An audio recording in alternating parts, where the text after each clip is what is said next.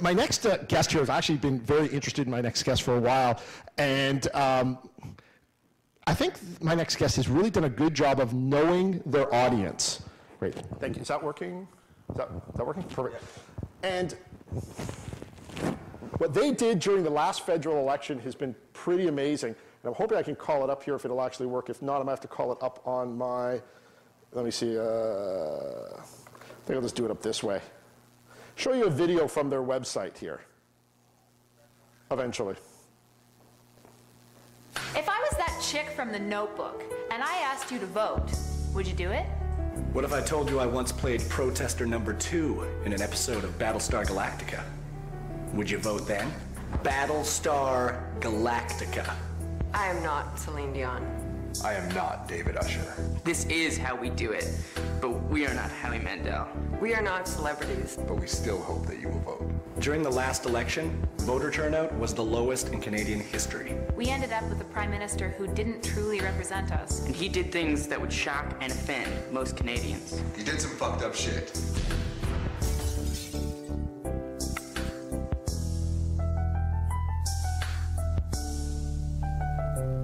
That's just one of many videos. If I was that chick from The Notebook and I asked you to vote, is that going to keep repeating? Apparently it really likes What your if I video. told you I once played? All right. So really interesting stuff that this site did.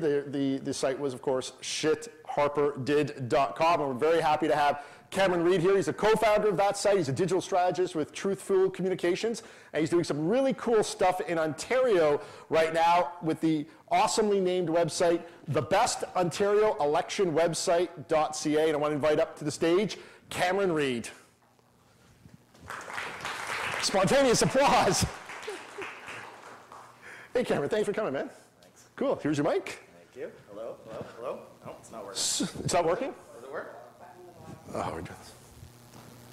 So, how's it going? Good. Nope. All right, I'll just keep talking while we get this done. So, who here during the federal election visited shitharperdid.com? Okay. Provocatively titled, and a very interesting site. They certainly garnered a lot of media interest, and of course that fascinated me as well, and that's why we're here talking about it. But how'd you come up with this idea? What was the impetus behind this? Show some slides here too. Keep going. I had been working at a big, giant corporate advertising agency for about 2 years, and I mean, I liked my job, but you know, it wasn't really as creatively fulfilling as I would have liked it to be. And during that time, I always have my hand in a lot of projects. And my friend Sean Devlin, who's the creative director of Truthful, approached me with the idea of doing a website and a bunch of videos, and we quickly put together a team over, you know, a pretty small team, but over 2 weeks we came up with the concept and wrote all the copy and made all these videos. So it really was just, Sean had this idea, I had free time and was bored, so. That's how all good projects happen, really. I jumped into it, yeah. So really, it wasn't something that was Machiavellianly planned, or let me ask you an honest question here, or a question that some people, because I'm in the political sphere as well. Mm-hmm. Were you funded by any party? Absolutely not. No, that was a misconception. Actually, I remember one article. I think actually Charlie Smith at the Straight said that this has to be done by some advertising agency. They paid them a compliment. They said this is far too slick and clever to be done by young people or something like that. What we tried to portray. And I actually said to him, this is far too clever to have been done by a political party. And so that's why I threw back at him, and he never responded. So you're not financed by an interested group. This is you guys. No, yeah, we come from. I come from a pretty strong do-it-yourself creative community in Vancouver, and all of our friends are filmmakers and writers and musicians, and we all have the equipment, and we're all just trying to get out there. But as you may or may not know, there's not tons of jobs right now. So a lot of people have more free time and more skill and equipment and, passion to take on projects like this. So it actually only cost $300, and that was for the equipment rented. Now, I understand after Elections Canada got a hold of us afterwards that when we were taking into account the amount of money spent on this, we were supposed to count volunteer hours. So wait, let me ask a couple quick, because wow, I wasn't even expecting to get into this. So let's back up. So Elections Canada basically probably classified you as a third-party organization. Yes, we knew that we wouldn't have to. We knew that we actually fell below that because we spent under the cap. Yeah. But they said afterwards, well, you still should have registered as this other thing because volunteer hours are supposed to count as, Was the reason that you had to register because you guys, with a name like Shit Harper did, I'm guessing you weren't big supporters. No. So was it because you were non-partisan, or sorry, you were partisan, I should say, at least partisan against the Harper Tories, that's why I had to register? If you were just a group that said, here's stuff that politicians have done and you were fair or equal to all? No, I think it was any political advertising. I don't think it mattered. So that was kind of an interesting subside, because I think we all are on social media and we think that the stuff we do is our opinions and we don't have to really register with anyone. But you found that after the election, you actually had some legal obligations to Elections BC then. Yeah, Elections Canada, I should say. We got around it. I don't think. Good work. Yeah. It wasn't that hard. How'd you do that? We were just honest. It only cost us X amount of money, and honesty. I'm gonna try that. I would recommend it. But I mean, our whole approach is really using comedy as a conversation starter. Yeah. A lot of people, you read a lot about the social media election, as it was called, leading up to the federal election, and we made a website. We weren't really. We weren't social media. But you guys made a website that got attention. Like, how many hits are we talking about? Total at the end, we did 4 million within the first 48 to 72 hours. And then I can't recall exactly what the total was, but we had the average amount of time spent on the site was 10 minutes, which is unheard of generally. We had good numbers, and all of our videos were accumulative. I think we had over 1 million or something total views over the 8 videos. Well, let me just talk the audience through this as well. So that would be pretty typical of the front page of the site. So there'd be a quote about Harper or his government, a bit more information, and then it's kind of hard to see in the black bar. It says, seriously, tell me some other shit. And you'd click that, and then some more information would come up. Ironically, not really positively skewed towards Harper, but it would just keep coming up, and then there'd be a video component to it. So it was a really simple site. It was elegant in its simplicity, and people really got engaged. You guys were in Maclean's magazine, every major publication, got a lot of press off this. So what did Mr. Harper got elected. He got elected. Well, you're jumping ahead. You're jumping ahead here, but did you ever hear from Mr. Harper or his Tories any cease and desists? Or no, we didn't. However, what's his title? The head of Elections Canada recently said that it was, they actually name dropped us, saying that because of sites like ours, they're thinking about changing the rules around third-party advertising and what constitutes third-party advertising, because if we can do something like this outside of the rules, then clearly they have to broaden it, because God forbid citizens being able to, amplify their voice. Right. So something I was going to ask you. So you guys had this anti-Harper site. Yeah. One of the things I talked about because I did some commentary and stuff during the election as well, is I said that, I love the site, I thought it was funny, but I actually thought you guys were galvanizing the vote on the other side. Mm-hmm. The results indicate that, but the other result that you had is, or did you help the NDP get into second place from fourth? There's a lot of argument as to how influential social media or digital media or whatever can play in an election or in politics in general. like I said, I don't like talking about it in terms of how whether it did influence or didn't. But that must have been your goal. Your goal was, I mean, our goal was must to have been get rid of people Harper in government. getting people talking about it. I mean, So your goal was not to dethrone the Tories, though? well, I mean, ultimately, sure, Okay. but I mean, you know, the idea that the success or failure was determined on whether on he the was side. I elected or agree not. with you. Yeah, Yeah. that's not really the point. But what we obviously hope is that we made people aware of some of the more egregious shit that he has done over the last. Well, 5 let me years. ask this. So, again, show of hands, who heard of the Shit Harper Did website and actually visited it? Who here, and I love Tanya, who here has visited a ministry engagement website that doesn't work for government? That's better. Yeah, exactly. Yeah, I know. I have a gun to my head, too. There's always two of us watching the site, me and the guy with the gun to the head. So what's interesting is the official ministry or political sites paled in yours. And why would you think that is?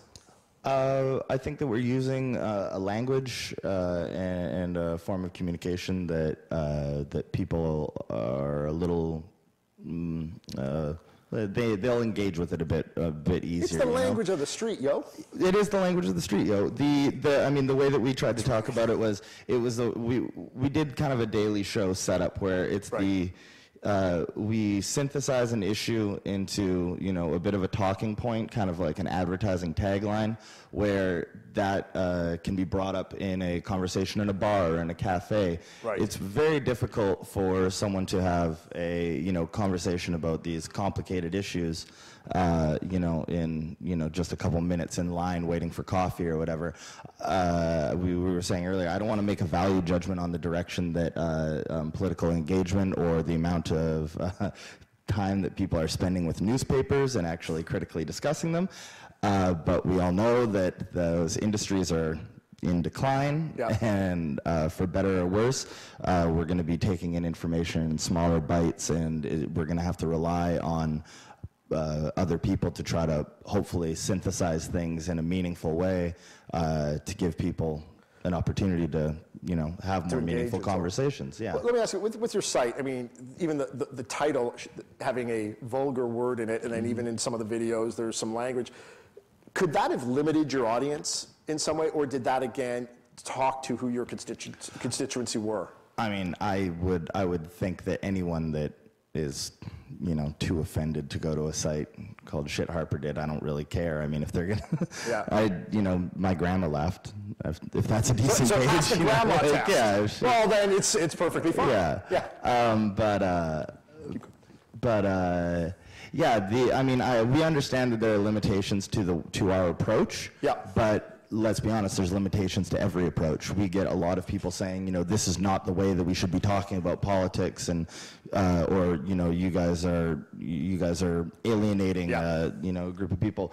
But part of the reason why I jumped on to be a part of this is I have had a problem with the way that progressive politics have been trying to convey themselves in the public for a while. You know, the way that people talk in a bar or talk about politics isn't U.S. out of Afghanistan now, like just this anger, this yelling sort of thing just to get an attention, or, you know, this happened, so boycott it. Like, don't tell me how to respond to the way that this is, you know. So what we wanted to do is try to give people information in the way that they actually talk. And they make jokes. They say Harper's a dick, and, you know, maybe that's simplifying it, but that's the way that people are communicating, and hopefully we can tell them why he's a dick. But you've obviously learned a lot of lessons from the shitharperdid.com site, because you've launched the greatest, sorry, what's the website here? The best Ontario election website.ca. .ca. Awesome name. Awesome name. So what is this? Because as folks may or may not know, in Ontario right now, they're going through their provincial elections, wraps up sometime next month. That's right. So let me ask you this.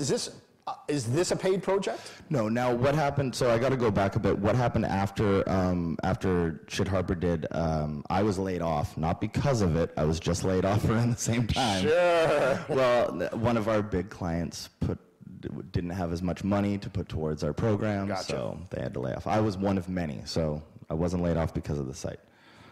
So I was told. So after being laid off, I jumped on EI really quickly and only received it for 2 weeks before we started Truthful Communications, which is now the agency that I've started with my friends who And they appeared in the video, some of those people? Sorry? So, some of your business partners now, did they appear in the They were not in that videos? video, but there were yeah, others. Yeah.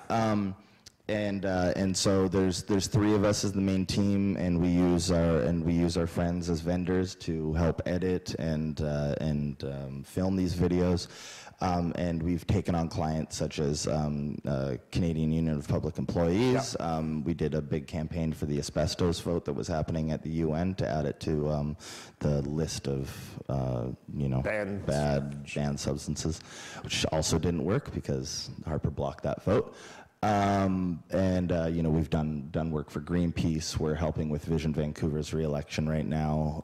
So what's this project? Because it's kind of cool. Yeah, this is a project that we just launched for Working Families, which is an association of nurses, teachers, auto worker unions. It's In Ontario. In Ontario, Yeah. it's a big, all-encompassing union group, which was created after the Harris government of the late 90s and early aughts. And just for the folks here, Harris was the conservative, government, premier in Ontario. And they made massive cuts attacking unions, and this group, Working Families, was created to try to make sure that that doesn't happen again. Right. So among many of their approaches, doing the traditional, just like angry campaign ads and other websites that really don't speak to average people, they fortunately contacted us to do a little component of their And you used campaign. emoticons, And essentially. yes, and so we decided, and so we noticed that a lot of the parties had been using these, Tim Hudak, who is the progressive conservative candidate, saying the truth about Tim, or McGuinty's hell, all of these sort of back and forth. And we noticed that there was already a very saturated environment, a digital environment with these kind of attack websites. So with this specifically, we decided to take the approach that, hey, there seems to be a lot of anger going on in this election online right now. So and it all just seems to be really angry. So why don't you tell us how you feel? And so we created the Best Ontario Election website that asks how they feel about the Ontario kind of neat. So you election. go to the website, have a new slide there, and you can click on the emotion that you're feeling. So worried, angry, hungry, which, hello, then nauseous and all this other stuff.